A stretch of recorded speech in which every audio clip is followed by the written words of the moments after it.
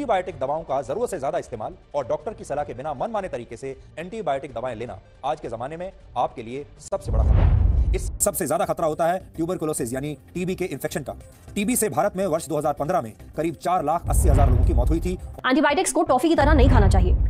दोस्तों, हमारे भारतीय घरों में हमारी फैमिली बिना सोचे समझे दवाई खा लेते हैं। जब भी नॉर्मल सा हमें सिर दर्द और बुखार हुआ हम धड़ाम से पेन किलर ले लेते हैं। जुकाम हुआ तो कफ सिर और एंटीबायोटिक ले लेते हैं, वो भी बिना डॉक्टर की परमिशन के। पर हमारे लोगों को ये पता नहीं है कि बिना डॉक्टर से संपर्क किए इन दवाई को लेने से हमारे शरीर को कितना नुकसान झेलना पड़ता है। कई मामलों में ये जानलेवा भी साबित हो जाता है, जिससे मौत भी हो सकती है। सो दोस्तों, आज हम इस वीडियो में जानेंगे कि क्यों डॉक्टर की एडवाइस में ही दवाई लेनी चाहिए और दवाई को बिना एडवाइस लेने से कौन से नुकसान शरीर में दिखाई दे सकते हैं। तो आइए शुरू करते हैं।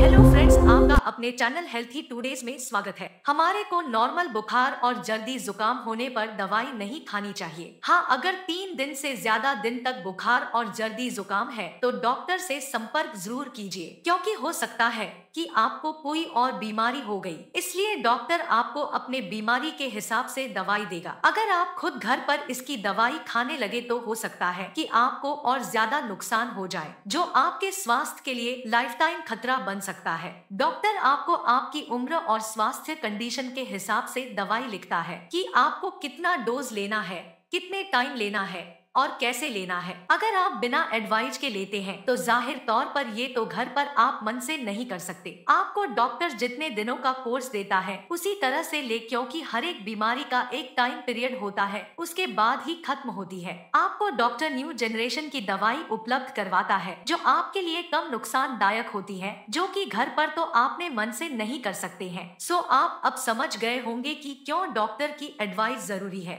डॉक्टर की बिना एडवाइस के दवाई लेने से कई भयंकर नुकसान आप अपने साथ देख सकते हैं। नंबर 1, पेनकिलर यानी बुखार आने पर जो हम घर पर दवाई खाते हैं उसके लगातार लेते रहने से किडनी और लिवर पर बुरा असर पड़ता है। कुछ मामलों में इस वजह से पेट में ब्लीडिंग भी हो सकती है। इससे लिवर में पैदा होने वाले एंजाइम को लेकर समस्या हो सकती है। नंबर 2, कफ सिरप से नींद और नशा। कफ और खांसी की स्थिति में लोग डॉक्टर से बिना पूछे कफ सिरप ले लेते हैं, इससे बचना चाहिए। ज्यादातर कफ सिरप में नींद लाने वाले पदार्थों का इस्तेमाल किया जाता है, इसलिए इसके ज्यादा इस्तेमाल से नींद और नशे जैसी परेशानी का सामना करना पड़ सकता है। कई लोग इसे इतना लेते हैं कि एडिक्ट हो जाते हैं। नंबर 3, एसिडिटी की दवा। एसिडिटी होने की स्थिति में कई तरह की दवाओं का इस्तेमाल किया जाता है। इन दवाओं का जरूरत से ज्यादा इस्तेमाल शरीर के अंदर जरूरी एसिड की मात्रा को कम कर सकता है। इससे खाना पचने में दिक्कत होती है और इम्यून सिस्टम के लिए भी समस्या पैदा हो सकती है। नंबर 4, आपको कब्ज, पेट खराब होना, जी मिचलाना,